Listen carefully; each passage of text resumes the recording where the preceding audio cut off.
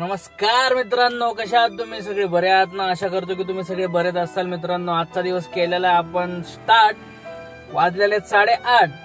तर बघूया कसा दिवस जातो. दिवसभराचा फुल ऑन मोटिवेट आहे. आज कुछ तो पैसा लेके जाएंगे घर पे. पण आता बघू काय होतंय काय नाही. दिवसभराच्या घडामोडी ओला उबेरच्या तुम्हाला पर्यंत मी पोहोचवणार आहे मित्रांनो.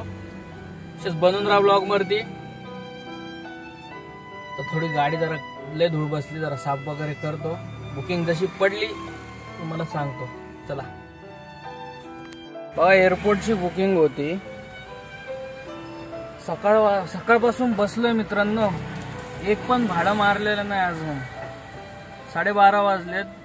7 वाजता घर सोडलं होतं. गाडी वगैरे सगळी साफसफाई करून 8 वाजले होते लॉग इन करायला. 12:30 वाजलेत. अद्यापही एक सुद्धा भाडं मारलेलं नाहीये. बघा, लोकमान्य टिळक टर्मिनलचं 170 रुपयाची बुकिंग येते अक्षरशः. एसयूव्ही गाडीला 170 रुपयाची बुकिंग हे द्यायला लागलेत आपल्याला. काय म्हणून देतात काही समजत नाहीये मित्रांनो.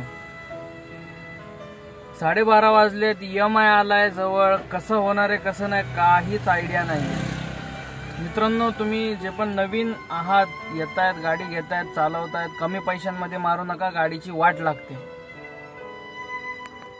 मित्रांनो. घरी गेलो तर आराम केला. सकाळी 7 वाजल्यापासून 5 वाजेपर्यंत एक पण बुकिंग नव्हती भेटली. घरी गेलो, आराम केला. आता परत आलेलोय. बघू आता काय बुकिंग देते तसं तुम्हाला कळवतो मी. ओके, हे बघा ना, 166 रुपयाचीच बुकिंग देते अजून पण. काय झकमारी करून ठेवली ओलावाल्यांनी काय माहिती. चला बघतो बुकिंग काय भेटती काय नाही, तुम्हाला कळवतो तसं. अशा प्रकारे वाजलेले 10:30. बुकिंग 120, 150, 175 रुपयाच्याच वाजतायत.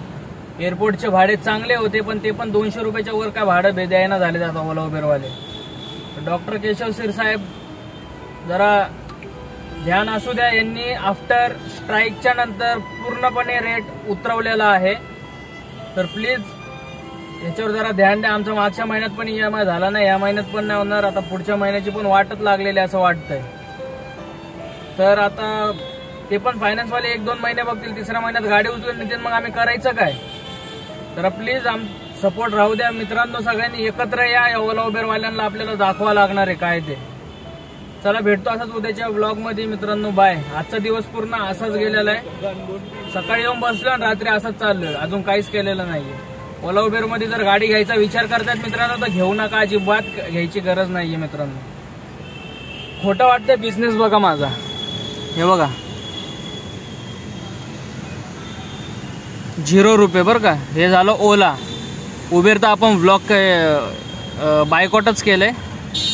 हे बघा, टुडे अर्निंग 0. काहीच फायदा नाहीये. ओला उबेर मध्ये गाडी घेऊ नका. जिथं आहे, जिथं काम करतात तिथं सेफली काम करा आणि तिथं चिपकून राहा मित्रांनो. चला भेटतो.